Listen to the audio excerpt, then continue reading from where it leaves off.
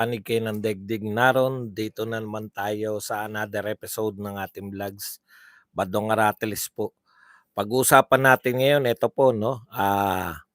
Nagpasalamat po si dating speaker Alvarez, no?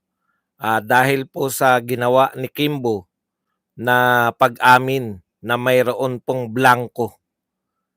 Ito po ay pag-amin po na may ginawang krimen, no? Itong Bicam o kung sino man po yung naglagay, no? Dahil po kay Kimbo, nawala na po yung pagtatalo kung meron bang blanco o walang blanco. Mismo, kahit na ano pa pong katwiran ninyo, ang batas ay batas, no? May paglabag sa batas at maganda po ang paliwanag ni dating speaker. Ito po, speaker na po to, ha. Speaker na po to ng House of Representatives, si dating speaker Alvarez, no? Nakaalyado po ni Pangulong Duterte. Kahit sabihin niyo pong kaalyado yan, pero tignan niyo po ang ginawa ni Kimbo. Akala niya kasi, ito po kasing mga to, mga abogado, no? Yung mga nagsasalita po na mayroong paglabag diyan po sa blanco ng Bicam Committee. Lahat po yan abogado, mapakay Tatay Digong, kay Congressman Ungab, kay Rodriguez, ngayon po kay Alvarez, at dati pong, pati po yung dating secretary ng budget, sinabi pong mali na merong blanco, no? Ngayon po, yung mga nagpapaliwanag po maliban kay Chis Escudero, pare-pareho pong akala nila natotokis nila yung mga tao eh. Pagdating po sa pagpapatupad ng batas, hindi po pwede yung tokis-tokis lang.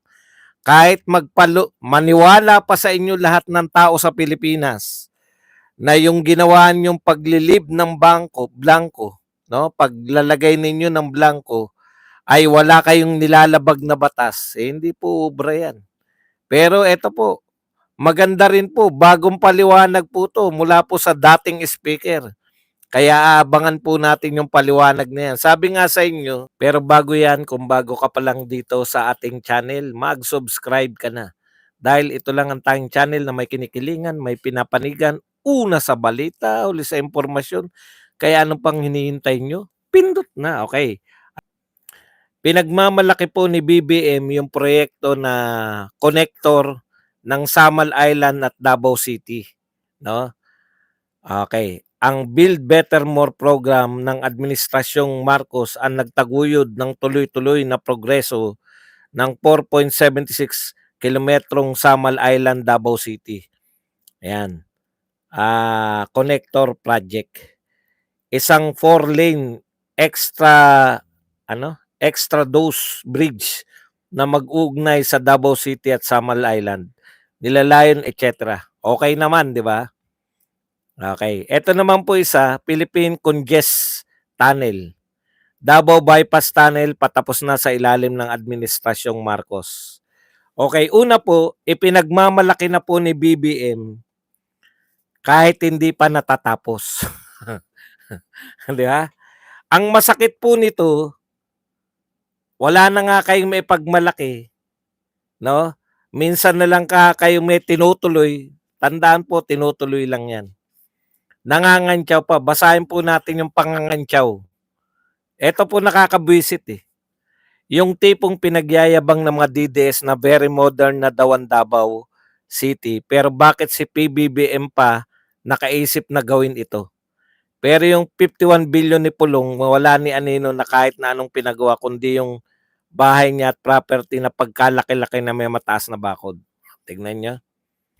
Una po, para po sa kaalaman ng hindi po taga Davao, proyekto po yan ng nagdaang administrasyon. Pirmado, may budget na. Kung hindi ako nagkakamali yung Davao Bypass, JICA po yan. Napuntahan ko po yan. Butas na po yan. Malalaki na po. Meron po akong video niyan. Hanapin nyo lang po. Mismo dyan, dinala ko ng mga engineer. Nakasama nating magkape dyan sa Davao yung mga engineer. Hinanap namin 'yan, dinala po ako riyan. Actually, ngayon lang din nila nakita, eh. So, hinanap po namin 'yan sa bandang kabundukan, okey? Sa totoo po, 'yan naman talaga dapat yung ginagawa ni Pangulong Marcos, okey? Pero marami po siyang tinuloy mula po sa mga hindi kayang ituloy ng dating mga pangulo. Bakit hindi nila kaya? Wala silang kakayahan, eh. Yung mga right of way hindi nila kaya. Si Tatay Digong po, pagbibigyan mo ng right of way, 'di ba? Alam niyo na kung bakit. Kakausapin niya yung mga negosyante, magbigay ka naman ng right of way kung sino man ang may-ari. Magaling po makipag-usap si Tatay Digong. Alam niyo na kung bakit. Kasi ginagalang po siya ng mga Pilipino. Okay, ikalawa,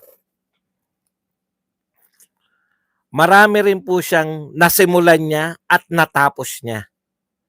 Ikatlo, marami po siyang nasimulan niya, may budget na, naiutang na o na-budgetan na po hanggang sa matapos. Hindi nga po itutuloy na lang, eh, 'no? Wag lang ipapahinto, tuloy-tuloy po yung proyekto. Alam niyo yung ibig ko sabihin, wala ka ng gagawin. Mag-aano ka na lang, magka-cutting ka na lang na ribbon kung matatapos mo. Oh, eto po, etong pangulo natin ngayon, kaya po nanghihinayang. Yan po ang isa sa katwiran ni VP Sara bakit siya tumakbo na Vice President kay BBM. Kasi siya lang yung nakausap niya na itutuloy ito, eh. Itutuloy lahat. Itutuloy yung Mindanao Railways, itutuloy yung mga katulad niyan, Davao-Samal Bridge, at saka 'tong, bypass tunnel na hinukay po ng, mga Hapon. Hapon po 'yan, hindi po kay BBM 'yan. Pero gano'n pa man, 'no, okey lang din 'yun kasi 'yun nga yung campaign promise. Kaya naman tayo nagka-letse-letse nung ayaw mo nang ituloy, 'di ba? Ayaw niya nang ituloy yung Mindanao Railways. Zero budget po, walang ka-budget-budget. Eh, samantalang 'yun, nakita po natin sa panahon ni Digong, si Pinoy kasi magaling po 'yan, eh. Magaling mag-drawing. Maraming plano, maraming plano. Nakita po natin sa panahon ni Tatay Digong, ang plano po walang silbi 'pag hindi mo kayang budgetan. Kaya po mayroon tayong build, build, build nung panahon ni Tatay Digong kasi kaya niyang budgetan. Yun yung pagkakaiba ni Tatay Digong sa lahat. Opo, nilalahat ko kahit tong tatay nito ng kasalukuyang Pangulo. Yan po pagkakaiba ni Tatay Digong. Hindi lang po sa plano. Napatupad niya yung mga plano. Wala na binbin. Tuloy-tuloy lahat. Kaya nga build, build, build ngayon. Meron pa po ba? Wala na. Yung mga nakikita nyong papira-piraso, may marami po tayong malalaking proyekto dahil hindi nila pinondohan. Nabibinbin po. Alimbawa po itong Metro Railways, Mindanao Railways. Ang laki po niyan. Nabudgetan na po yan ng China. Talagang go signal na lang para masimulan. Hindi po nagbigay ng go signal. Bakit po? Hindi. Mahal ang China. Hahanap kami. Tinanggihan po ang kontrata sa China. Wala ka nang gagawin, itutuloy mo na lang. No? Wala nang gagawin si BBM. Hayahay na siya. Lahat lang na nabinbin na proyekto, itutuloy niya lang. Okay na yung mga tao. Yun yung problema, eh. Wala ka ng paghihirapan, itutuloy mo na lang. Nagawa na, nakakuha na ng pondo si Tatay Digong. Alam mo yun? Itatakda mo lang kung kailan sisimulan. Kaya naman hindi na simulan yung Mindanao Railways dahil nagka-pandemic, eh. Correct, intentionally, tinigil po yan. Kaya po, wala ni isa sa inyong pwedeng magmalaki sa Duterte na mas marami kayong nagawa. Never. Kami nga, eh, isa lang yung hinihingi ko lagi tuwing may pumapasok dito, eh. Isang proyekto lang. Itutuloy na lang, eh. Sayang talaga. Sayang. Nakuha niyo? Pero alam niyo po, Tuwing nakikita natin si BBM, kayo, ako gano'n, eh, tuwing nakikita ko, eto na naman 'to, magsasalita na naman ng mga mahiwagang pananalita. Mangangako na naman na ipaplano pa lang, ipaplano, ipaplano, ipaplano. Pinoy na Pinoy, panay plano walang natutupad. Budget, pera ang kinakailangan para matupad ang plano. Lahat ng plano, budget.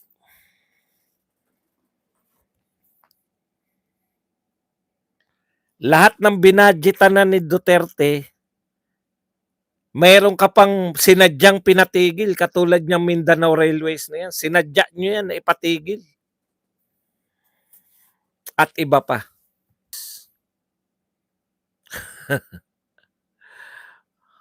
Panay kasi ayuda. Pinakamaraming binentang ginto, pinakamaraming binentang asset, pinakamaraming inuutang etong gobyerno na to sa lahat po na naging pangulo. Madadaig niya po sa lahat ng inutang. Lahat. Walang pandemya, walang proyekto. Grabe. Okay, anyways, talagang ganyan ang buhay. Kaya makikita nyo, tapos sabay makikita ko yung talagang yung down na down ka. Alam nyo, bumubuhay na lang sa atin. Makikita ko to. Si BP Sara, kasama tong mga nagagandahang DDS. Pakita ko lang po sa inyo. O, di ba? Si Crisette, si Miriam, anong pangalan to? Kiambao ba yan? Tsaka yung si Crisette. Punong-puno ng pag-asa. Merong ano riyan eh, meron dialogue dyan. MJ Kiambao Reyes, no?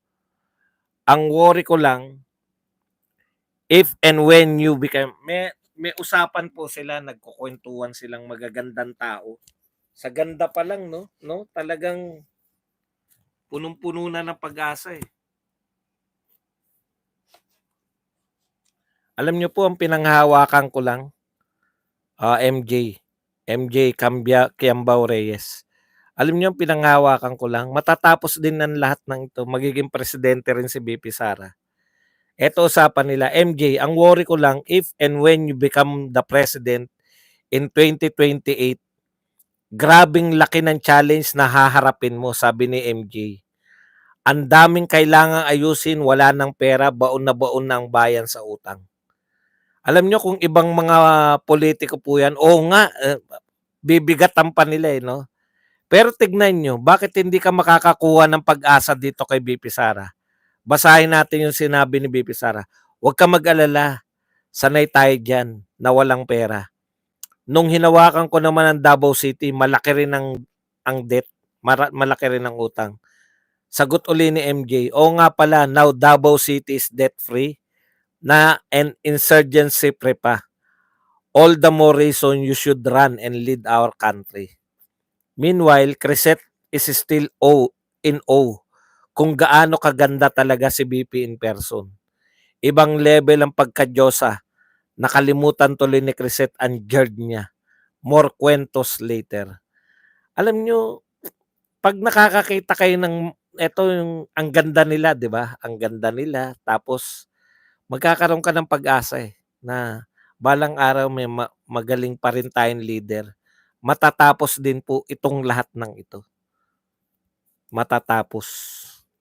Yun lang, panghawakan lang po natin, Duterte lang po tayo. Kahit na po anong wag tayong papadala, lagi po yung may hinaharap tayo. Wag niyo pong bigyan ng ano yung sarili niyo na kawawa naman tayo, wala na tayong pag-asa. At wag nating iasa sa iba. Alam niyo yun? Kasi marami sa atin, kailan ba kikilos yung mga pulis? Kailan kikilos ang militar? Tayo po, kailan po tayo?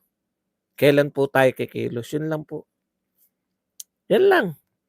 Kaya talaga ipaglaban natin, wag tayong pumayag na maano nila si BP Sara. Anyways, eto po, good news. May mga good news din naman. Katulad po nito dating, tignan nyo po to, si dating Speaker Alvarez, Nakaaway po ni ano yan, 'di ba, ni VP Sara, no? Pero hindi po nila pinersonal, no? Yung pagiging kaibigan niya kay Tatay Digong tsaka yung tingin talaga nila. Si Tatay Digong talaga yung at si VP Sara talaga yung nakikita rin niyang pag-asa. Walang personalan. Kung matatandaan nyo, si VP Sara ang nag-ano rito eh, nagpatalsik halos eh. Ang nakinabang si GMA, di ba? Si GMA yung nag-i-speaker. Pero si VP Sara yan. Nasaan na ngayon si GMA? Kakampi na si Romualdez. Talagang ano yun, no? Talagang ganyan ang politika eh.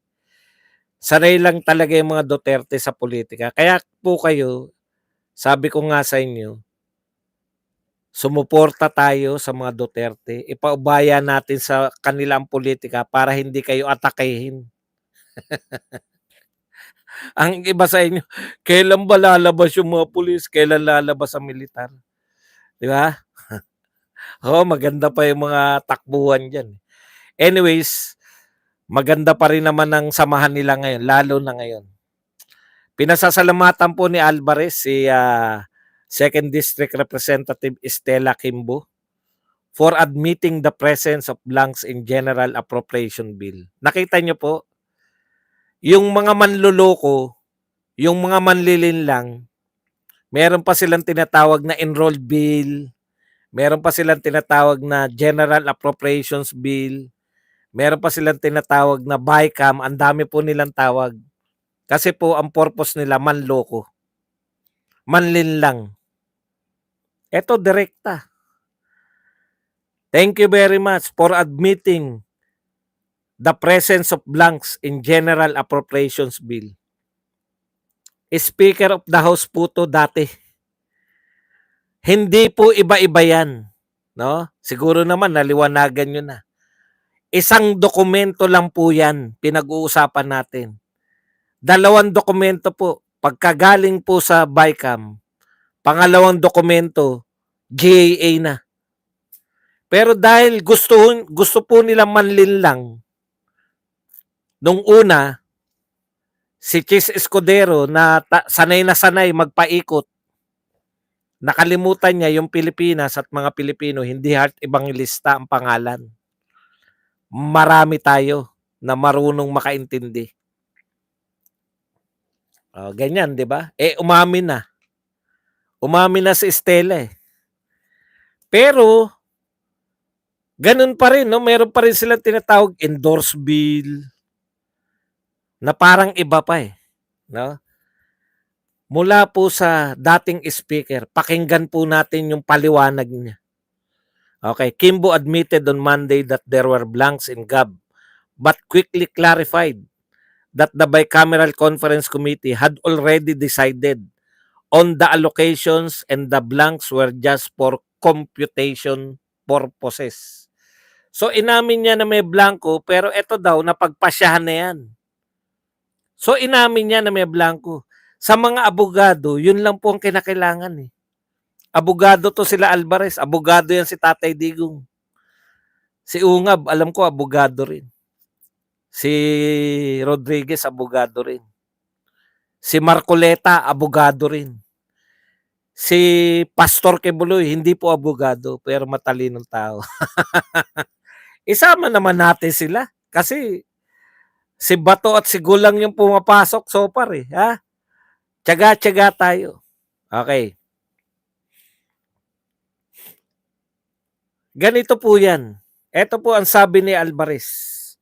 So inadmit ni Kimbo na merong blanco. Makinig lang po kayo. Huwag nyo lang pong abalahin yung sarili ninyo.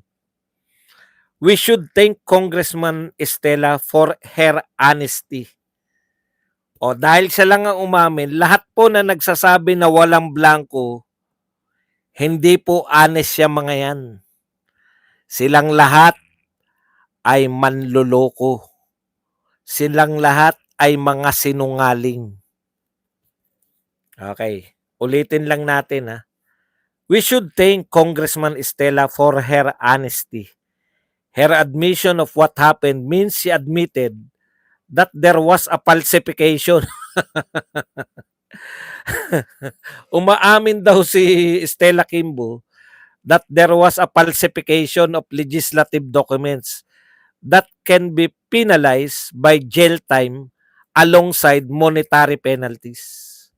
So yung pag-amin po ni Kimbo, ayon po sa dating Speaker of the House at abogado, ay pag-amin ng falsification of legislative documents. Sa salita po. Sa salita po ni Kimbo, umaamin po siya na sa termino po ng mga abogado, ito po ay falsification of legislative documents. The power of the purse is in Congress. The budget, all the items in the GAA should be approved by Congress. Sabi ni Alvarez pa rin to. What happened is that Congress approved the BICAM report with blanks. Yun po yun no? Hindi po nyo pwedeng sabihin to na hindi to na ganyan yung proseso noon pa. Dahil dati pong speaker to Ito po ngayon ko lang po narinig to. Kung ito po na paliwanag na ng mas magagaling sa akin, okay lang po. Pero ipapaliwanag ko po to sa mga hindi pa po narinig tong paliwanag na to. Ang sabi ni Alvarez, dahil dati siyang speaker, ang inaaprubahan ninyo, blanco. Pwede ba yun? Pwede yun. Dati nga siya speaker. Pwede talaga yun. Pag blanco, ano ibig sabihin ng blanco? Zero. Di ba? Kung sinasabi ni Kimbo na inaprubahan na yan, tapos blanco, tuloy natin. Yan. The total value of blanks, it's 0 pesos. Di ba? Ang linaw po nun Ang kahulugan po ng blanco ay 0. Tuloy natin. But why is that there were appropriations in the GA and the contents were not presented to the plenary for ratification? Okay. Kimbo, ayan, pinaliwanag niya yung kay Kimbo. So, ibig sabihin, I think what happened, ang punto lang ni kung inapprove ninyo na blanco, pumirma kayo na blanco, yun yung patunay na blanco yun, 0 yung amount. Bakit pagdating sa GA, may amount? Di ba? Kaya may anomalya dahil hindi po pwede na kung sino-sino yung maglalagay ng amount. Kung ano inapprove nila, yun. At marami na po nagpapatunay na yun nga yung dokumentong inapprove nila. Katunayan may pirma. Hindi po tayo na may miloso po dito.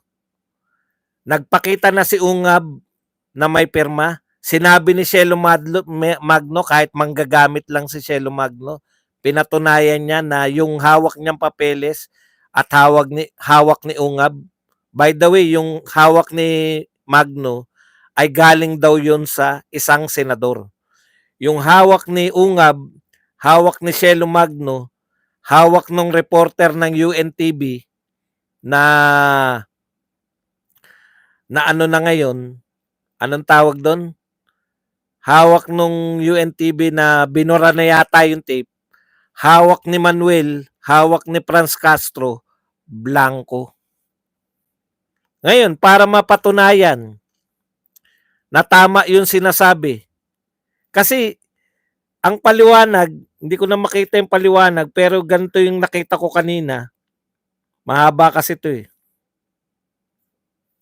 Okay, I think what happened is, the congressman in the Committee on Appropriations, they directed the staff or they themselves filled in the blanks even after ratification.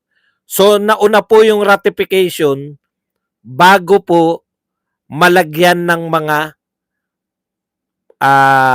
figures yung mga blankong items. Sa makatwid, in other words, the values inserted there were not approved by the plenary. That's why it is not authorized by Congress. In shorter terms, placing these amounts and figures did not come from someone in authority. That's a crime na hindi alam ni Kimbo, na inamin niya na may blanco pero ang naglagay na, ayon sa interview ni Kimbo, 'di ba? Yung mga staff nila, yung kanilang mga inutusan na maglagay ng staff na maglagay. Okay. Ito ang tanong, 'di ba? Pinaliliwanag ni Kimbo, correction lang 'yon. Oh, ito magandang tanong ng dating speaker. How will that be considered as correction? The allocations placed in the blanks were not approved by plenary. That's why it should be zero. Correction po yan pag nagsuma-suma ka, kunwari sa isang blanco, 18.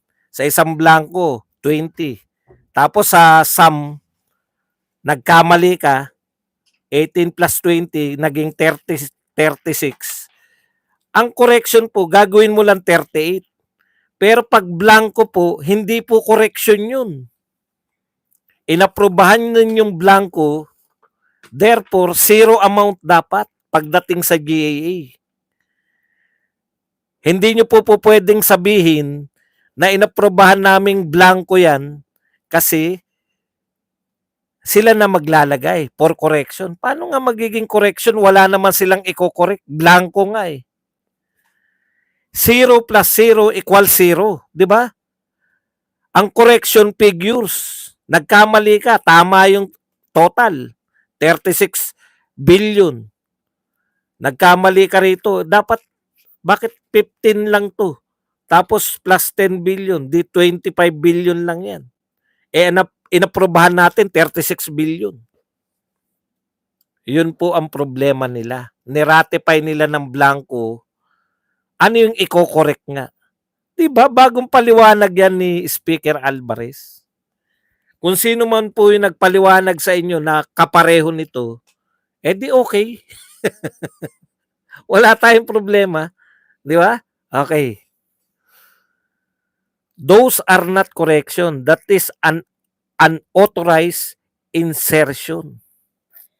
So, ibig sabihin, kung blanco dito yan, dapat mag-appear sa amount pagdating sa GAA ay 0. Pag nagkaroon po ng amount sa GAA, ang tawag po lang dyan ay unauthorized insertion.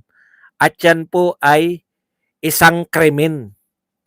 Dahil hindi ka po ino-authorize na mag-insert ka ng mga numero. Kung pinapayagan lang, sabi ni Kimbo, i-correct lang. Pwede naman daw yun. Pero may numero dapat, may figure dapat. Silang i-correct. Kung wala silang i-correct, ano i-correct mo? Kung blanco. Pucha, sabi ko, dali na. Daling-dali na to. Ang linaw po. Talagang sabi ko, pucha, paano nila lulusutan yan? Di ba? Paano nila lulusutan yan? Kaya maganda po, yan, nagsampa na po sa anyabang pa niya. Doon ako nabubuisit eh. Mabuti nga yun. Ako sa totoo, tuwan-tuwa ako nung nag-file po ng kaso si Congressman Ungab at saka si Attorney Rodriguez doon po sa Supreme Court. Tuwan-tuwa po ako kasi eto na yun eh. Di ba? Mapapatunayan, Supreme Court na magsasabi sa kanila na may mali. At yan ang magiging basis natin para magsampa tayo ng impeachment, di ba? Hindi ko lang alam kung pwede na yan. Kasi syempre, ipaubaya na natin sa mga abogado yung mga impeachment. Okay. Alam po ninyo, ang dami pong mali. Etong gobyerno na to na alam ko po, minsan nararanasan ko rin to sa katatalakay ng mga issues. Yun na nga lang, tumitingin na lang ako sa mga Duterte. Di ba? Kasi sila yung politiko eh. Tayo naman, kahit sabihin natin na parang politiko na rin tayo, wala talaga tayo. Ito madalas sinasabi ni BP Sara eh. minsan nakakalimutan niya ano 'no, na sila kaya nila, eh. Kaya po nila 'yan. Kuha tayo ng lakas sa mga Duterte, hindi po yung, na yung minsan meron tayong pakiramdam na parang tayo pa dapat kunan ng lakas ng mga Duterte. Kaya nila 'yan, 'no? Sila po ay mga politiko, sumuporta po tayo sa kanila para hindi po tayo nadadagdagan yung pressure sa atin, 'no?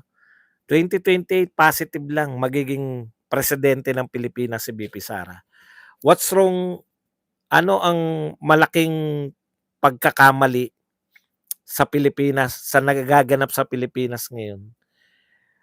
Napakarami, 'no? Mayroon po tayong mga politiko na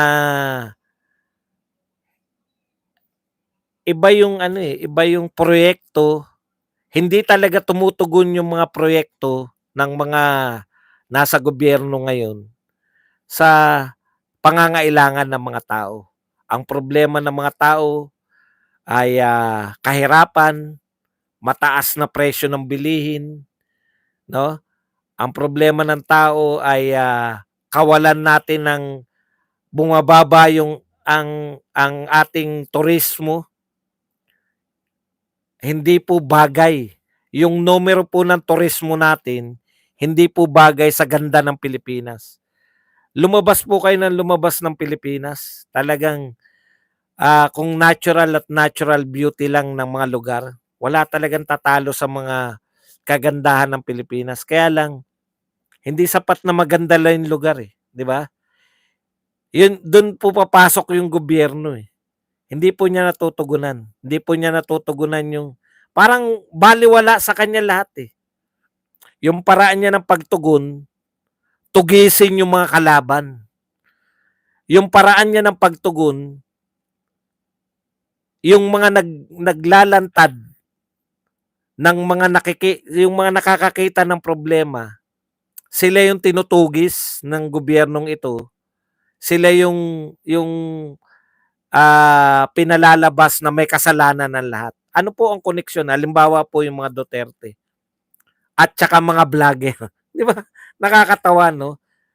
Duterte at vlogger po ba ang dahilan ng problema? Ang mga Duterte po ba at mga vloggers ang dahilan kung bakit tayo naghihirap ngayon? Kung bakit po mataas ang presyo ng bilihin? Kung bakit po wala nagagawang proyekto? Kung bakit po walang pumapasok ng mga investors? Kung bakit po walang malinaw na proyekto? Duterte po ba at mga vloggers ang dahilan? Bakit po ang concentration ng mga ginagawa natin sa Kongreso ay nakatutok po sa mga Duterte at sa mga vloggers? Ngayon po, magsisimula na yung mga vloggers. Fake news peddler po ba yung mga vloggers?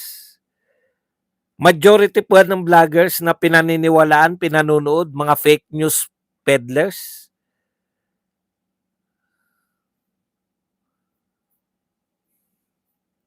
O di wala na lang. Tignan niyo yung katwiran na ganyan, no? Lahat pa ganun, eh. Arturo Binuya, sabi niya buong mundo daw mataas ang bilihin. So wala na lang gagawin yung gobyerno. Kasi mataas ang bilihin ng lahat ng mundo.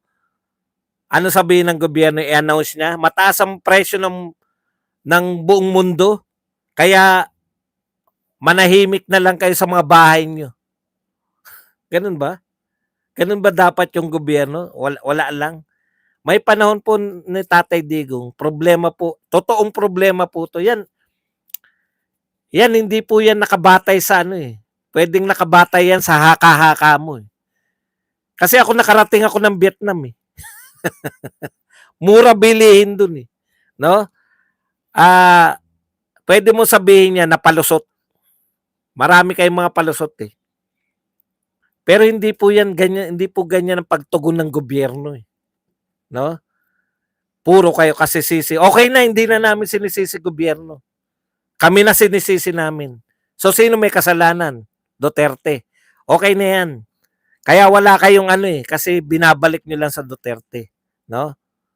Wala akong problema sa iyo, Brad. Pagtrabahuin mo yung gobyerno. Ito kasi ginagawa ng gobyerno, masakit kasing masakit kasi sa inyong marinig ito. Ano ang pinagkakabalahan ng Kongreso, ng Senado? Ngayon, ang pinagkakabalahan ng House of Representatives, Quadcom. Alam mo kung anong pinag-uusapan na sa Quadcom? Sino ba yung nagre-react na yan? Kung sino ka man? Si Duterte, mga kasalanan ni Duterte, hindi nung presidente siya. Mga kasalanan ni Duterte nung siya ay mayor pa. Ano naman ang pinagkakaabalahan dito sa Senado? Kung ituturo ba yung pagko-call jacks o sex sa mga batang 9 anyos. Sa tingin mo, tumutugon, lumulutas? May pera tayo, Brad. Yung wastong paggastos ng pera. 500 billion, 600 billion. 500 billion flood control. Alam mo ba kung magkano lang yung budget kung nilagay yan sa Mindanao Railways? Tapos na yung Mindanao Railways, may sobra pa yung 500 billion. Hindi mo alam yun, no? Di ba? Pero nasa flood control project. Nakatulong ba yan sa flood pagbaha? Na-overwhelm nga eh. 600 billion budget sa ayuda. Pag nilagay mo yan, pag ginawa mo yan na mga infrastructure, maraming magkakatrabaho. Mindanao Railways, paggawa ng mga release, may mga trabahador ka na. Hanggang sa mag-operate yan, may mga magtatrabaho dyan. Hanggang sa, yan, ganyan dapat yung tinatrabaho ng gobyerno. 500 billion, pinamigay mo sa mga tao. Hindi pa natin alam kung nakarating ba sa tao yan o hindi. Wala nag-account eh. Wala naglalantad ng mga pangalan eh. Nakita mo yung diferensya? May problema tayo malaki. Kulang tayo ng trabaho. Pero yun ba ang pinag-uusapan sa Kongreso? Hindi. Mary Jane Piatos. Ngayon, ano ang ipapatawag na lahat tayo ay excited na mapanood? Alam nyo kung ano? Mga vloggers. Na hindi pa po napupunta ron, may mga announcement na sila. Iimbestigahan namin yung mga vloggers, pogo vloggers, at saka tumatanggap ng drug money. Grabe. Drug money. Pag naimbitahan ka doon, meron ka na kagad. Putya, ito pala mga pogo vloggers to. Ikaw siguro magulang ka, no? Tatay ka. Pagka may problema yung anak mo, nag-aaral, di ba? Gagawa ka ng paraan. Dad, meron kami, may babayaran kaming project. Gagawa ka ng paraan is either magsa-sideline ka o hahanap ka ng pera. Hahanap ka ng panibagong pagkakakitaan para matugunan mo yung pagpapaaral sa anak mo. Hindi yung sisisihin mo yung kapitbahay nyo. Hindi yung sisisihin mo yung kung sinong tao. Ganun lang eh. Sisi lang tayo ng sisi. Katulad niyan, sinisisi mo kami. Puna kayo ng puna. Natural. Vlogger kami ni Duterte. Trabaho po ng oposisyon na pumuna. Pero hindi po trabaho ng administrasyon yung pumuna pa rin. Nakukuha nyo? Ang oposisyon, ang trabaho niyan, punahin yung administrasyon. Wala kayong proyekto. Tama yan. Pero pag sinabi pag ang administrasyon, pumuna lang sa Duterte ang alam, patay tayo dyan. Kanya-kanyang trabaho.